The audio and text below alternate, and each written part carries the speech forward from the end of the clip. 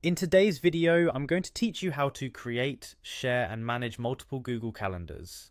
To start this process, let's head over to your Google Calendar by opening your web browser and navigating to calendar.google.com. Here you'll see your main calendar, but it can get cluttered if you have different aspects of your life that need to be organized separately. So let's start by creating a new calendar. First, on the left side of your screen, look for the section labeled Other Calendars. Here you'll find a little plus icon. Click on it to progress to the next step. This will open up a menu where you'll want to select Create New Calendar.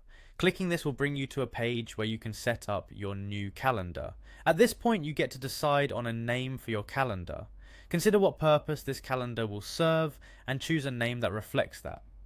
Right below the name field there's an area for a description. This is optional, but adding a description can help clarify the calendar's intent, especially if you'll be sharing it with others.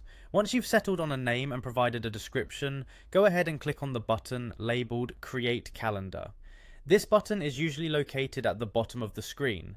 Now that you've created your calendar, it's time to set up some sharing options.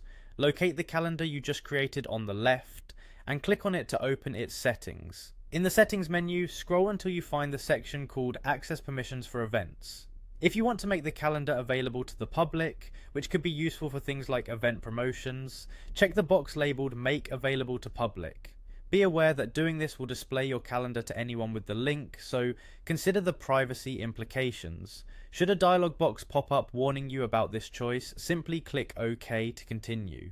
For more granular control, click on the drop down next to Make Available to Public, where you can choose between options like See Only Free Busy Hide Details or See All Event Details. If you want to share the calendar directly, look for the Get Shareable Link option.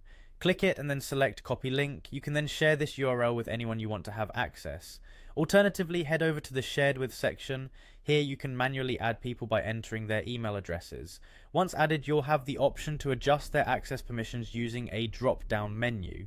You can select from options like See Only Free Busy, See All Event Details, or even make changes and manage sharing, depending on how much control you wish to delegate.